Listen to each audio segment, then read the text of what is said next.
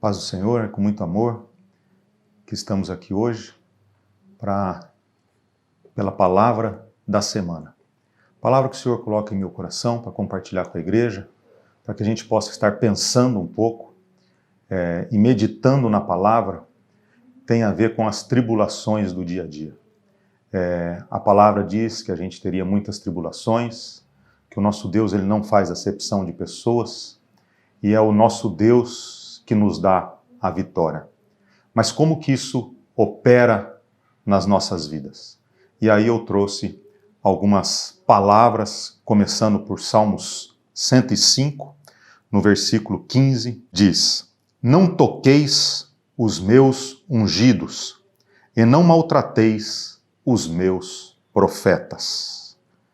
Depois, nesse mesmo salmo, no versículo 43, 44 e 45, diz: E tirou dali o seu povo com alegria, e os seus escolhidos com regozijo, e deu-lhes as terras dos gentios, e herdaram o trabalho dos povos, para que guardassem os seus preceitos e observassem as suas leis. Louvai ao Senhor. Nessa palavra de Salmos, estamos num contexto de Davi, e Davi está relatando a obra de Deus, e Davi está relatando aquilo que era propício do povo de Deus, a memória e o que tinha acontecido com a vida dele. E é muito interessante que ele diz: não toqueis os meus ungidos e não maltrateis os meus profetas. Aqui, em meio a uma tribulação, uma meia situação de guerra, ofensas, calamidades, pestes, a gente vê quem seriam esses ungidos que não pode ser tocado? Quem seria esses profetas que não poderiam ser maltratados? Na palavra, são as pessoas que recebiam um dom especial de Deus, uma autoridade especial de Deus para governar o povo, e eram pessoas que tinham a revelação da palavra. A revelação, como diz aqui mesmo, no versículo 45, para que guardassem os seus preceitos e observassem as suas leis. Eram os conhecedores dos preceitos, os conhecedores das leis, e as leis, quando elas foram dadas, elas eram para proteger e abençoar o seu povo. E esses eram os ungidos e os profetas de Deus. Hoje, quem seriam hoje esses ungidos? Quem seriam esses profetas dos dias atuais? E aí eu separei um texto de João, que está em João 14, que diz: Jesus dizendo: Eu sou o caminho, João 14, versículo 6. Eu sou o caminho e a verdade e a vida. Ninguém vem ao Pai senão por mim. Mais adiante, no mesmo capítulo, no versículo 15, diz: Se me amais, guardai os meus mandamentos. Versículo 16: E eu rogarei ao Pai, e ele vos dará outro Consolador, para que fique convosco para sempre. Versículo 17: O Espírito de verdade, que o mundo não pode receber, porque não o vê nem o conhece. Mas vós o conheceis, porque habita convosco e estará em vós. No versículo 21 e depois o 23, concluindo: Aquele que tem os meus mandamentos e os guarda, esse é o que me ama. Aquele que me ama será amado de meu Pai. E eu o amarei e me manifestarei a ele. No 23, Jesus respondeu e disse-lhe: Se alguém me ama, guardará a minha palavra, e meu Pai o amará, e viremos para ele e faremos nele morada. No Antigo Testamento, a gente vê o povo de Deus sendo salvo pela graça, e assim nós vemos Caim e Abel, ambos oferecendo uma oferta, a oferta de Caim não sendo aceita e de Abel sendo aceita, e ali nós não tínhamos leis, nós não tínhamos preceitos, era uma lei impressa no coração do homem. Nós temos Noé salvo pela graça, no momento que nós não temos lei, recebendo um dom gratuito de Deus. Depois nós temos Abrão sendo chamado por uma obra que foi baseada em fé, e Melquisedeque, num tempo ainda sem lei, reconhecendo aquela autoridade dada por Deus a ele, aquela graça que caiu sobre ele, e Melquisedeque vai até Abraão e recebe dele dízimos, e faz uma ceia com Abraão. E nós estamos falando todo o tempo de graça, e a graça alcança Moisés quando Moisés ainda está no deserto e a sarça arde em fogo e não é consumida, e ele recebe ali toda uma missão do Senhor, uma missão na graça, e Moisés vai até o Egito, e no Egito ele começa a operar pela graça, pelo poder, pela obediência a Deus. O que vem a ser essa graça?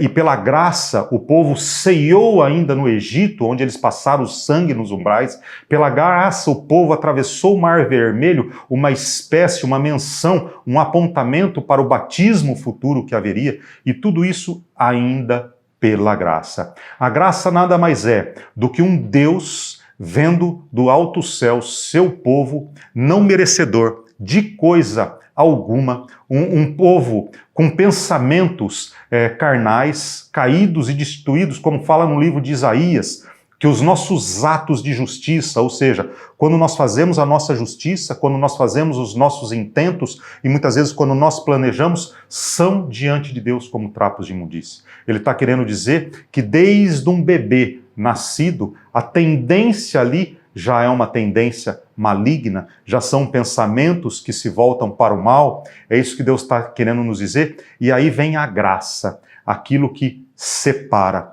E hoje, esse povo, quando eles atravessam ali o deserto, eles eram um povo inteiramente bagunçado, um povo inteiramente sem saber como proceder, um povo difícil de ser abençoado nesta terra dos vivos, e aí chega o nosso Senhor Deus e de cima para baixo ele revela uma lei, aquilo que nós chamamos de leis, de estatutos e de mandamentos daquela época. E quando ele nos dá aquilo, a intenção dele foi que nós, obedecendo, nós tivéssemos o melhor desta terra e fôssemos favorecidos. Os homens, através das suas interpretações, os homens, através do seu jugo e do seu peso, imprimiu nos homens, nos viventes, um peso de salvação naquela lei dado para beneficiar o povo. Ao passo que a gente lê em Levíticos 18:5, que pela lei viverás. Pela lei nós seremos abençoados nessa terra, mas muitos deles acreditavam que pela lei seriam salvos. Ao passo que ninguém no Antigo Testamento foi salvo pela lei, porque a palavra nos revela que os mortos antes da vinda de Cristo ficavam ali no seio de Abraão, aguardando a morte de nosso Cristo Jesus. E quando o nosso Cristo Jesus morre e ele ressuscita, uma grande luta nos céus acontece. Às 3 horas da tarde, uma grande negritude vem, o mundo fica preto, e quando o inimigo vai abocanhar a alma daquele santo,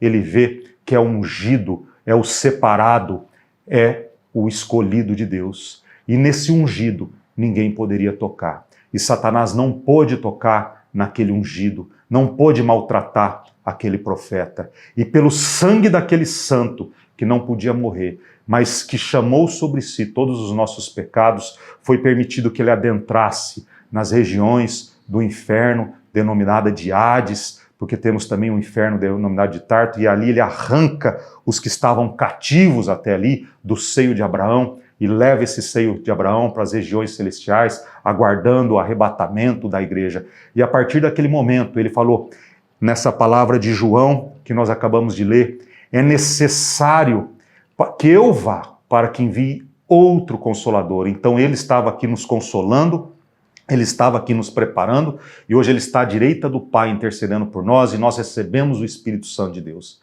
Então, ao passo que o homem vê o externo, Deus vê o interno. Ao passo de que nós agimos de uma forma carnal externa, Deus vê o nosso interior, e nós recebemos esse Espírito Santo.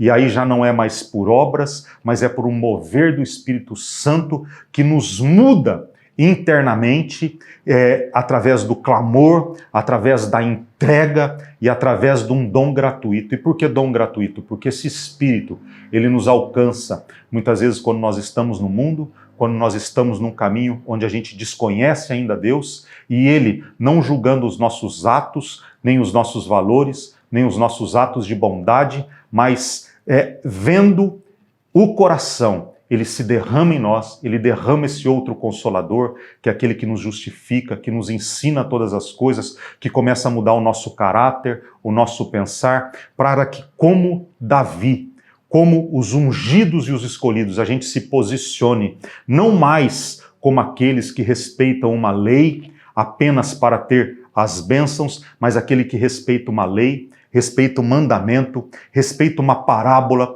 respeita um ensino, respeita a palavra revelada de Gênesis a Apocalipse, mas respeita porque entende, compreende e ama o nosso Deus que nos sara, nos sela. E a palavra nos diz em João que este ungido, que este que está recebendo dons de profecias, dons do Espírito Santo e que vive baseado nessa palavra, fala, aquele que obedece é aquele que me ama e o que me ama será amado de meu Pai.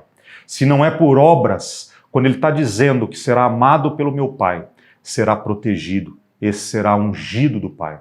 E esse o inimigo não poderá tocar. É nesse que as afrontas se levantarão, as afrontas do mundo, as armas carnais dos inimigos, e é diante dessa vida de entrega, entrega no Espírito Santo, entrega na obediência, na subjeição, onde nós já não andamos por aquilo que nós planejamos, por aquilo que nós queremos, mas por uma palavra revelada, qual nós chamamos de palavra rema, uma palavra revelada aos nossos corações, uma palavra daquilo que o Senhor quer que a gente exerça no nosso trabalho, na nossa sociedade, na nossa família, e vivendo essa entrega de obediência, esperando pela fé, como Abraão esperou, a fé que é esperar aquilo que nós não vemos, aquilo que está num amanhã de promessas espirituais. E aí nós recebemos essas bênçãos do Senhor, nós recebemos essa proteção onde o inimigo não pode com isso. E aí caem os nossos inimigos, caem aqueles que se levantam,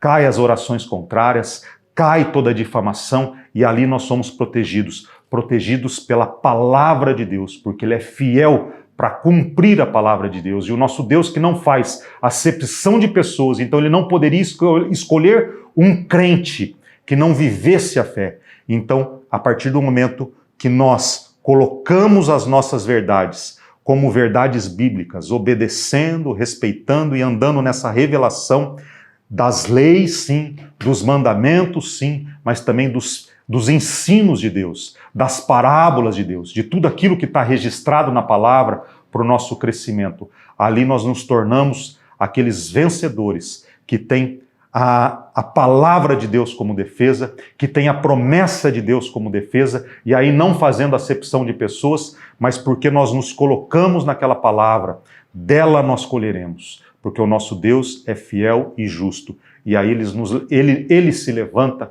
destruindo todo o mal. Então o nosso convívio é para que a gente viva essa palavra, para que a gente receba desses frutos do Espírito de Deus, que é o amor, o gozo, a paz, a longanimidade, a benignidade, a bondade, a fé, a mansidão, a temperança, mudando o nosso ser interior, vivendo isso para nós termos um Deus que é todo-poderoso, e é Ele que vai me defender, é Ele que vai te defender, e é Ele que vai fazer o teu inimigo cair diante de ti. E como estava ali no Salmo 105, tirar nós do meio da opressão, tirar nós do meio do inimigo com alegria. E aí nós somos chamados de escolhidos. Escolhidos porque quando nós recebemos desse Consolador, do Espírito Santo, e deixamos Ele agir em nós, aceitamos a palavra de Deus que nos muda, que nos molda, que muda o nosso agir, para que a gente age em concordância com essa palavra,